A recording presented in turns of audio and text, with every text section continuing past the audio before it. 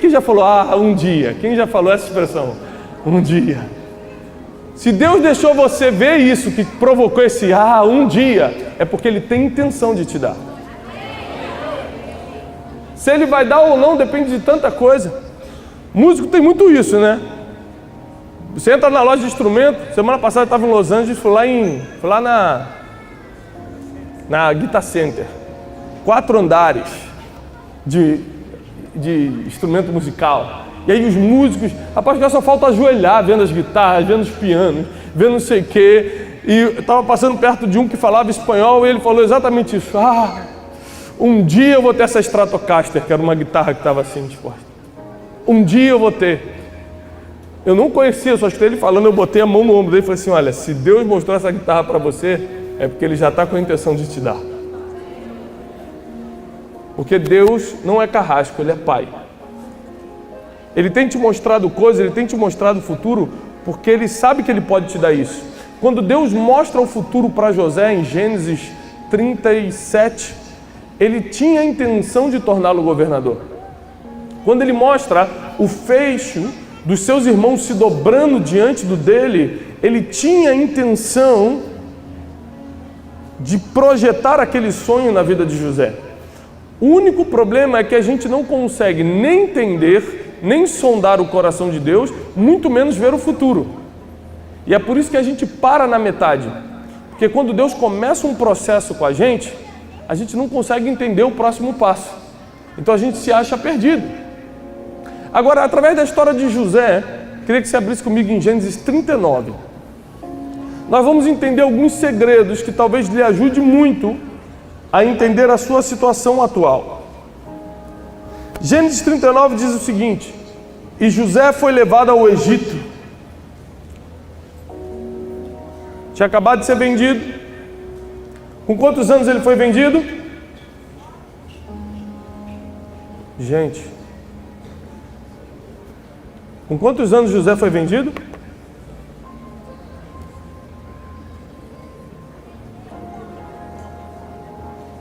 Meu Deus. Aos 17 anos. Anota aí para você nunca mais esquecer, irmão. É uma das histórias mais famosas da Bíblia. É top 5 da Bíblia essa. Anota aí. Até porque tudo que você não anota, você esquece depois. A neurociência já comprovou que você só retém 13% daquilo que escuta. Ou seja, amanhã, domingo, você só vai lembrar de 13% do que eu falei aqui hoje, durante 1 hora para você. A não ser que você anote. Na segunda-feira você não vai lembrar de nada. Então, sempre quando você considerar importante algo que você está aprendendo, tome nota. Você vai ver que todos os homens e mulheres se destacaram, anotavam muito. Eu ando com um bloco de notas, que às vezes eu estou em algum lugar e me dá um insight, uma ideia, eu paro e anoto aquilo. Às vezes Deus me dá uma palavra, eu paro e anoto. Porque eu não me acho suficientemente inteligente para escutar uma palavra de Deus e achar que eu vou lembrar 1 hora depois. Eu anoto. Às vezes alguém me conta uma história que está me ensinando alguma coisa, eu pego, paro e anoto na hora. Eu falo, posso anotar isso que você está falando? Posso. Várias vezes. Porque eu sei que senão eu só vou reter 13%, eu quero reter tudo. Porque eu sei que quanto mais informação eu tiver, mais Deus vai poder me usar. José foi vendido aos 17 anos. Um jovem, um adolescente, passando para a juventude. E a Bíblia diz que ele foi levado ao Egito, versículo 1, e Potifar, oficial de Faraó, capitão da guarda, homem egípcio, comprou-o da mão dos ismaelitas que o tinham levado lá. Primeiro, existem 2 motivos para José ter caído na mão de Potifar. O primeiro fato espiritual de que Deus escreveu nossos dias. Deus sabe o que vai acontecer contigo amanhã, você não sabe. Mas também tem um fato natural de que José já tinha 17 anos. A Bíblia diz que ele era homem de boa aparência. José cuidava das ovelhas do seu pai, ou seja, ele tinha experiência com o trabalho. E por ser filho de Jacó, que era um homem rico, era um menino bem cuidado. Isso quer dizer, se você viu qualquer filme de escravo, você sabe que escolhia-se os escravos pela aparência, pelos dentes, pela capacidade de trabalho, e os melhores escravos iam para as melhores casas. Quanto mais alta a patente do oficial, melhor era o escravo que ele comprava. Então, além de ter uma conspiração espiritual, existia uma pré-preparação para que José caísse, entre aspas, na casa de Potifar. Ele vai para a casa de Potifar e o versículo 2 diz: e o Senhor estava com José, e ele foi homem próspero. Está falando que o escravo foi homem próspero. Por que escravo? Porque eu não estou onde eu queria estar. Porque por preço de dinheiro me venderam a um lugar que não é minha terra, mas nessa terra eu sou próspero. Eu não queria estar aqui, eu não sou daqui, me compraram com dinheiro, mas onde eu estou, eu prosperei. E continua.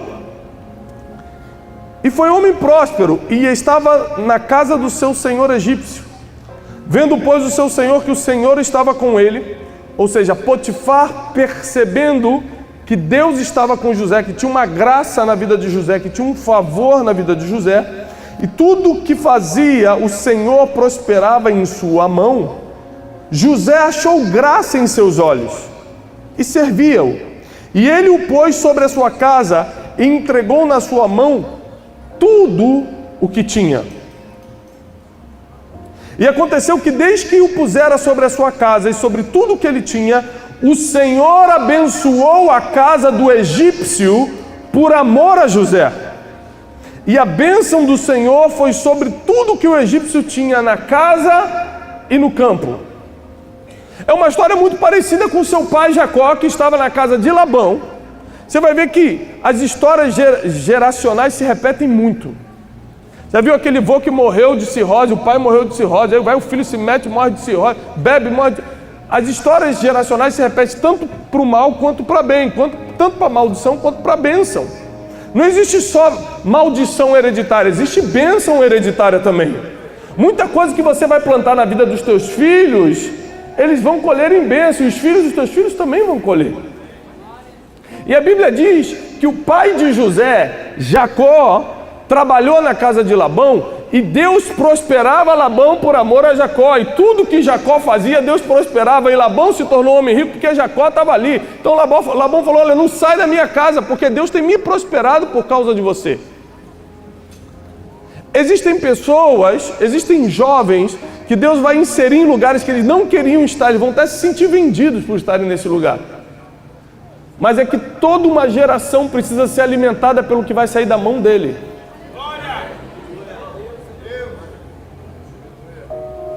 Existem lugares que hoje você está e não gostaria de estar. Existe emprego, às vezes você está no emprego hoje e você fala assim: poxa, eu não gostaria de estar nesse emprego. Às vezes você está num lugar, seja geográfico ou emocional, que você fala: poxa, eu não queria estar aqui. Engraçado, José também não queria estar na prisão. José não fez nada para estar na prisão. José não merecia estar na prisão. O único problema é que o homem que um dia o apresentaria a Faraó estava na prisão. E Deus precisa te colocar no lugar onde as pessoas que vão soprar o teu nome diante de reis estão. Então não são lugares que você merece estar, são lugares onde as conexões que vão criar o teu futuro estão. E a vida continua, dizendo no versículo 6: e deixou tudo que tinha na mão de José, de maneira que nada sabia de tudo que estava com ele, a não ser do pão que comia. José era formoso de porte e de semblante. E aconteceu depois destas coisas que a mulher do seu senhor pôs os olhos em José e disse: deita-te comigo. Mas ele recusou e disse à mulher do seu senhor: eis que o meu senhor não sabe o que há em casa comigo. E entregou em minha mão tudo o que ele tem. Ninguém é maior do que eu nesta casa. Repare que essa mesma frase vai se repetir anos depois, quando o próprio Faraó fala: ninguém será maior do que você no Egito. Somente quando eu estiver sentado no trono eu serei maior do que você. Repare que não importa a fase de vida que ele está, As frases de poder, de governo eram as mesmas. Tem gente que está sempre esperando, é o dia que Deus me levantar. Porque se um dia, daqui a 20 anos, Deus me usar, a partir do momento que Deus soltou a palavra sobre a tua vida, já começou a acontecer. Não importa se você está na casa de Potifar, na prisão ou sentado no trono. Mas continua. Porém ele recusou e falou, ninguém é maior do que eu nessa casa, e nenhuma coisa ele me proibiu, senão você, que é a mulher dele. Como eu faria tanta maldade e pecaria contra Deus? Olha o que ele fala. Ele começa primeiro a elogiar Potifar. Olha o seguinte, Potifar confiou tudo na minha mão. Não tem ninguém maior do que eu nessa casa. Eu sou o chefe da casa. Eu era um escravo dias atrás, vendido. Agora eu sou o mordomo de tudo isso aqui. Mas ele encerra dizendo a verdadeira motivação do coração dele. Ele fala assim, e como eu faria tamanha maldade contra Deus? Aí já não é mais contra Potifar. Aí ele revelou a quem ele teme. Primeiro ele revelou a quem ele estava agradecido. Depois ele revelou a quem ele temia. Falou assim, primeiro Potifar, eu sou muito agradecido, eu não posso fazer isso. Ele me botou como chefe de tudo. Segundo, como eu faria tamanha maldade contra Deus? E nós sabemos que isso aqui não foi uma vez, a história vai se repetir. Porque antes da tentação vai vir a distração. Você que é jovem, anote isso. Estou te dando uma chave muito importante. Eu fui dirigindo agora de Los Angeles para Las Vegas com um rapaz da minha equipe. A gente botou no Waze. E aí deu 4 horas e 50. A gente falou, mole, vamos embora, vamos dirigindo. Aí na primeira hora vem um Starbucks assim, Starbucks, cafezinho, né? Vamos parar, vamos. Para. Aí toma um café e sai. Passa 1h30, você está com fome? Não sei, mais ou menos. Aí tem uma hamburgueria chamada In-N-Out. Falou, vamos parar nessa. Falei, não, cara, a gente acabou de tomar um café. Falou assim, mas essa só tem na Califórnia. É a nossa única chance. Então vamos parar. Aí paramos. Aí fica mais 1 hora. Aí sai. Aí vai agora. Ai, vontade de ir no banheiro. Ou seja, as distrações do caminho fizeram a gente fazer em 8 horas um caminho de 4 horas e 50. Na verdade, a gente não aguentou o caminho todo. A gente teve que dormir na estrada. Tomamos um prejuízo de ter que pagar um hotel na estrada por causa das distrações. A distração, ela tem uma função, ir te enfraquecendo e te afastando do destino, para que um dia a tentação tenha mais força do que você mesmo.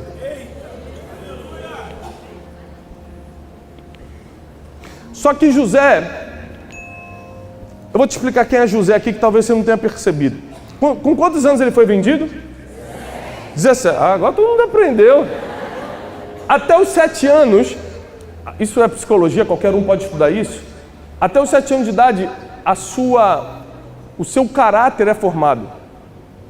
A sua gestão da psique, ou seja, a forma como você interpreta muita coisa no mundo é formada. Ou seja, por causa do ambiente que eu fui criado, dos pais que eu tive, pelas experiências que eu tive na infância com Deus e tudo, você pode ficar todo dia botando droga na minha frente que eu nunca vou usar drogas. Por que uns usam e outros não? Depende de como você interpreta, dos teus filtros mentais, daquilo que você viu na infância. Eu estava vendo um seriado na Netflix chamado El Chapo, que é a história de um grande traficante mexicano. Mostra que na infância dele ele queria a aprovação do pai e não tinha. Quando ele conseguia o dinheiro, o pai dele ia lá, pegava o dinheirinho que ele conseguia trabalhando e gastava com prostituição e com bebida. O pai dele falava para ele, você não vai ser nada, rapaz, você nunca vai ser chefe, me dá isso aqui. Batia nele, fazia um monte de besteira. O único que aceitou ele na infância foi justamente o traficante da região, que quando deu primeira melhor roupa, tudo. Aí o que ele via? Cocaína, matança e tal. Quando chega na hora de virar traficante na adolescência, qual é a dificuldade para ele? Nenhuma, porque o padrão mental está formado. Agora, José tinha outro padrão mental. Não adianta, depois que o teu padrão mental está formado, escute bem isso, depois que a tua percepção de mundo, que o teu padrão mental está formado, não adianta alguém tentar te convencer de outra coisa. Fala assim, cara, pode cheirar cocaína, é bom. Você fala, não, cara, obrigado. Você já tem uma percepção sobre aquilo, você tem um padrão mental sobre aquilo, não vou.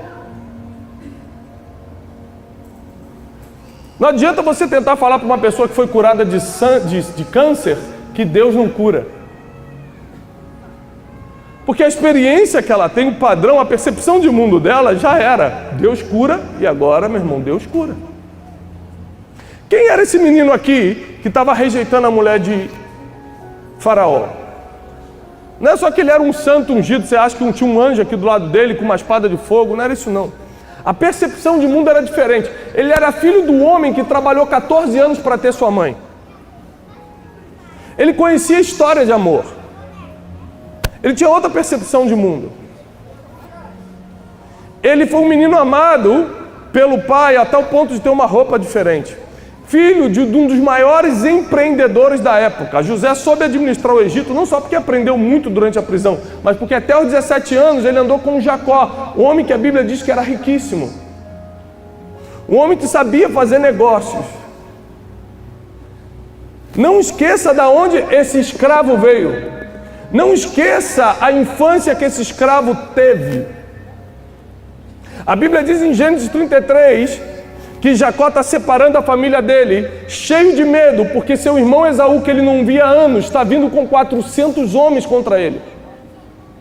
Ele começa a separar a família em grupos, porque está com medo. Se Esaú não quiser se reconciliar, se Esaú quiser me matar, pelo menos pega um bando e a gente foge com os outros. A Bíblia diz que ele separou dinheiro, que ele separou muitas fortunas para poder entregar a Esaú. E a Bíblia diz lá em Gênesis 33, e José estava com ele.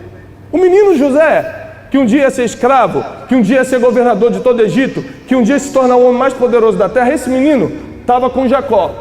E ele viu Esaú vindo na direção, e a Bíblia diz que eles se abraçaram, se agarraram no pescoço um do outro e choraram amargamente. Um com ele começou a chorar, meu irmão, e começaram a se perdoar.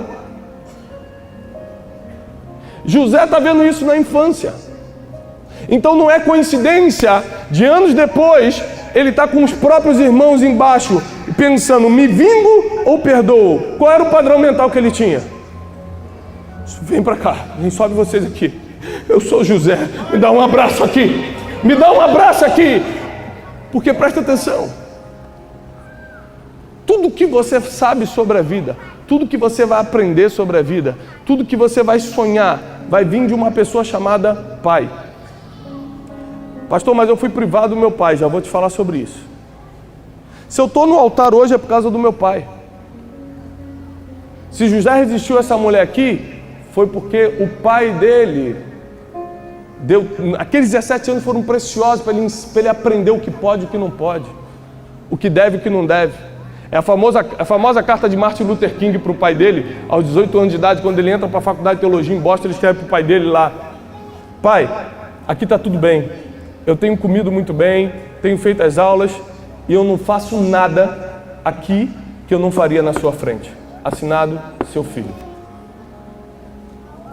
Porque depois que o menino está formado, não tem ninguém que convença ele que Deus não é bom, que droga é bom, que sexo é melhor do que a presença de Deus, que fazer isso, que fazer aquilo. Não tem nada. Que ideologia de gênero. Tem gente que pergunta, tu está preocupado com os teus filhos sobre ideologia de gênero? Não, eu falei, não, estou preocupado em se apaixonarem pela glória de Deus. Se eles se apaixonarem pela glória de Deus, pode contar para eles que história for, que eles não cola mais. É isso! A gente está focando no problema em vez de focar na única coisa que pode resolver.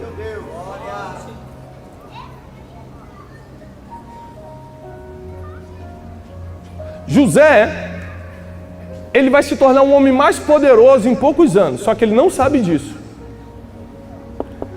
Você acha a história de José bonita porque você conhece o final. José aqui não tinha a mínima ideia do final. Você acha interessante porque você sabe que aos 30 anos de idade ele vai ser governador do Egito. Você acha um sofrimento, ele foi vendido com 17. Assume o Egito com 30. Ele sofreu, entre aspas, quanto tempo? É uma conta difícil, realmente. 13 anos. Realmente, eu vou ajudar. 13. A Bíblia diz que ele morre aos 110 anos. O que é sofrer 10, 12% da vida e ter 88% da sua vida governando?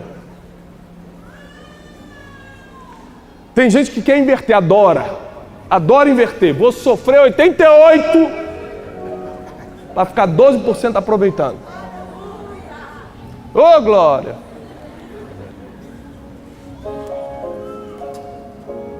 Porque os padrões que vieram da nossa infância, a forma como nós fomos criados,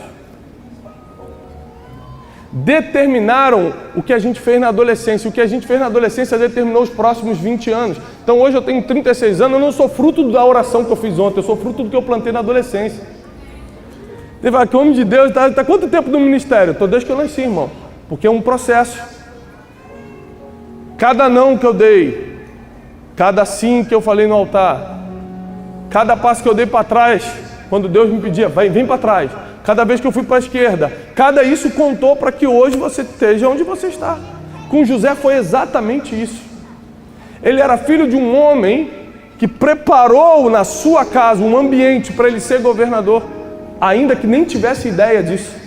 Eu, Jesus, o Todo-Poderoso que está sentado à destra, que vocês me adoram, que vocês cantam todo domingo, cantam música. Então, eu, Jesus, eu não faço nada que eu não veja o Pai fazer. Eu preciso que o Pai me mostre como faça. Então, quando os discípulos estavam cansadinhos e dormiam, ele ia para o monte para ouvir, escutar e ver o Pai, para que no outro dia ele tivesse as instruções de como, quando, por que fazer as coisas. Só que nós temos uma geração que, ao contrário de José, não teve essa base, não aprendeu, não teve um pai para ensinar o como fazer. Ele não viu o empreendimento que o pai fazia, ele não viu o amor que o pai tinha pela mãe, ele não viu isso que José viu. O sofrimento de José foi suportável porque tinha algo por trás dele, que era uma família, que era um pai que deu toda a base para ele estar onde ele está. Agora olha que privilégio você tem. Quem aqui não conviveu com o pai ou teve um pai ausente de alguma forma? Quem aqui teve algum problema com o pai? Olha quanta gente. Tenta filmar isso aí. Fica com a mão levantada. Olha quantas pessoas. Ok, pode baixar agora. Sabe qual é o privilégio que Deus está te dando? Disso acabar na tua geração, porque a partir de hoje, a partir de agora, começa contigo, você vai ser patriarca. A Bíblia não fala muito de como foi a relação de Abraão com o pai, porque provavelmente não foi boa, mas de Abraão com Isaac fala, de Isaac com Jacó fala, de Jacó com José fala. Sabe por quê? Porque você pode ser Abraão, pode começar contigo, pode vir sobre você. Não importa o que você passou, e sim o que você agora vai fazer para passar para os teus filhos. Sabe que eu trouxe meu filho para cá? Porque ele tem que ver o que é o altar. Porque quando ele tiver 15 anos, os problemas que o mundo vai ter, eu não vou ter preparação nenhuma para evitar. Eu não tenho como evitar o que falam para ele na escola. Se ele não se apaixonar por isso aqui primeiro, se ele não amar a palavra, se ele não amar a forma como eu trato a mãe dele, se ele não amar a forma como eu educo ele, qualquer coisa lá fora vai levar ele depois. Ninguém levou José. A Bíblia não diz que tinha anjo do lado dele. A Bíblia não diz que tinha algo uma bolha sobrenatural. A Bíblia só diz que ele era filho de Jacó e o Senhor estava com ele. E é por isso que o inimigo trabalhou muito para deturpar, inclusive, a paternidade espiritual, porque para quem não teve pai natural, automaticamente Deus coloca uma paternidade espiritual para suprir. E veio tantos abusos com isso, com essa paternidade espiritual, com isso, com aquilo, com cobertura. Porque tudo que é verdadeiro, o inimigo começa a levantar um monte de falso para confundir. Se Deus quer levantar um apóstolo na geração, o inimigo ordena 2.000 em um dia. Para virar moda, para ser comum e confundir as pessoas. A Bíblia continua dizendo que José, não tocou na mulher de Potifar. Vou pular essa história para ir ganhando. E aconteceu, versículo 19. Ouvindo o seu senhor as palavras de sua mulher, o que falava, dizendo, conforme a estas mesmas palavras me fez teu servo, a sua ira se acendeu. E o senhor de José o tomou e o entregou para a prisão, no lugar onde os presos do rei estavam encarcerados. Assim ele esteve ali na casa de cárcere. José foi preso injustamente. Aí a Bíblia diz: alegrai-vos quando vocês forem perseguidos por causa do meu nome. Porque não foi por causa de roubo, nem de mentira, nem de assassinato, mas foi por causa do meu nome. Alegrem-se quando você for preso injustamente, porque para falar mal de você vão ter que mentir, como mentiram sobre José.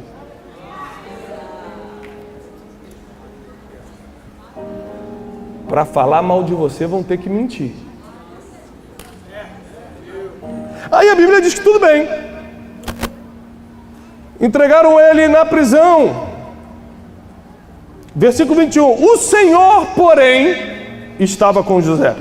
E estendeu sobre ele a sua benignidade, deu-lhe graça, favor aos olhos do carcereiro mor. E o carcereiro mor entregou na mão de José todos os presos que estavam no cárcere. E ele ordenava tudo o que se fazia ali. E o carcereiro mor não teve cuidado de nenhuma coisa que estava na mão dele, porque o Senhor estava com José. E tudo o que ele fazia, o Senhor prosperava. José começou a entender que é o seguinte: já entendi. Não faz diferença se eu estou na casa de Jacó, se eu estou vendido num buraco, se eu estou ali sendo vendido para Potifar, se eu estou na casa de Potifar, se eu estou na prisão, o Senhor está comigo e eu estou governando. Ele percebeu que a promessa era mais forte que as circunstâncias. Mas a gente foca tanto nas circunstâncias. Não, eu estou preso, Deus não está me vendo aqui na prisão. Não, claro, você tem que ficar um tempo aqui para conhecer o cara que vai te apresentar a Faraó.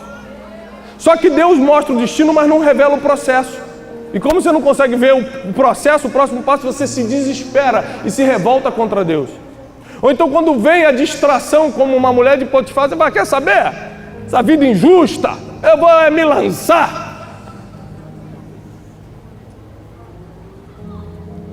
Mas quem sabe de onde veio e quem sabe a quem está servindo, não se entrega às distrações da vida. Uma das melhores definições de foco é saber dizer não. Porque muitas propostas vão chegar na tua mão que nem são pecado, mas um dia vão ser. E enquanto elas não são, ela vem só para te distrair. Existem muitas situações que parecem ser maravilhosas, mas é só para atrasar você no caminho, para que você não chegue no destino a tempo. É aquele Starbucks da estrada, fala: meu Deus, que café delicioso, vou parar só. Já atrasou mais meia hora. Foi gostoso? Foi, mas atrasou o destino. Deus vai ter misericórdia, vai me deixar chegar no destino? Vai, mas vai chegar atrasado.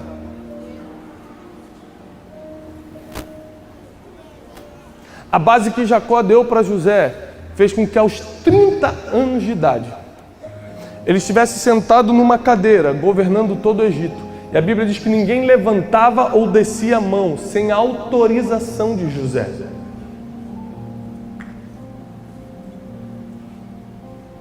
Quando Deus começa a contar a história de Jacó, ele primeiro cita o nome de José.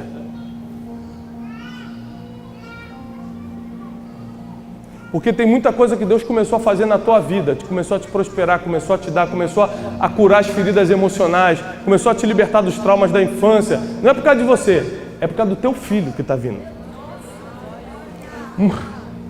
Muita coisa que Deus fez na vida de Jacó, muita coisa que Deus fez na vida do teu pai foi por causa de você, cara.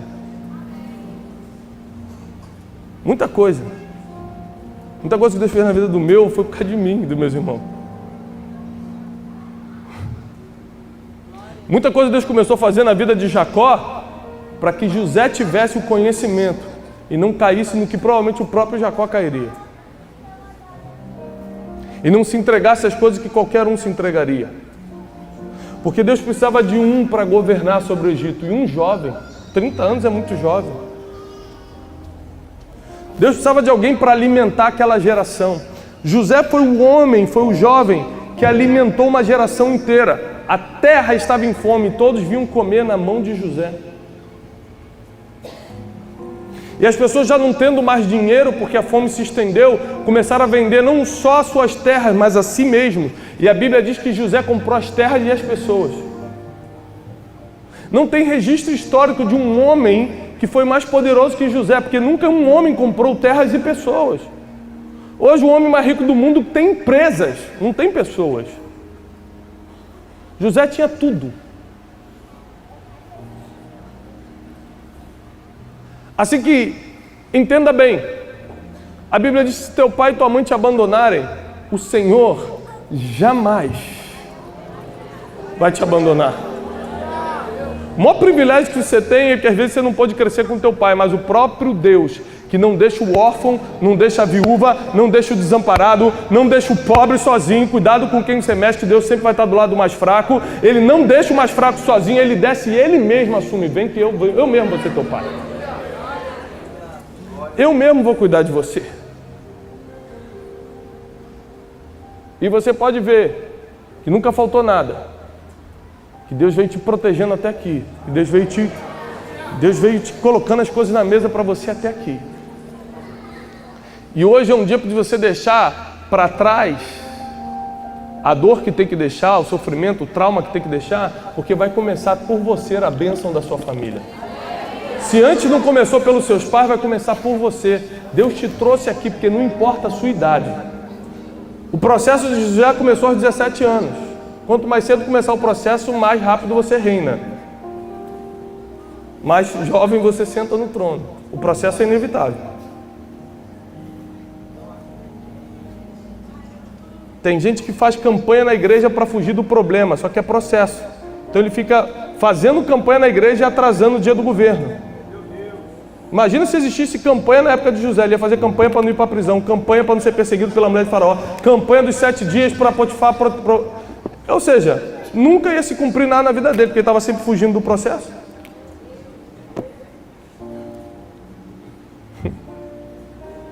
Deus te trouxe hoje aqui porque você vai entender que nós somos reflexo daquilo que fomos expostos na infância. Nossa percepção de mundo, a forma como nós vemos as coisas.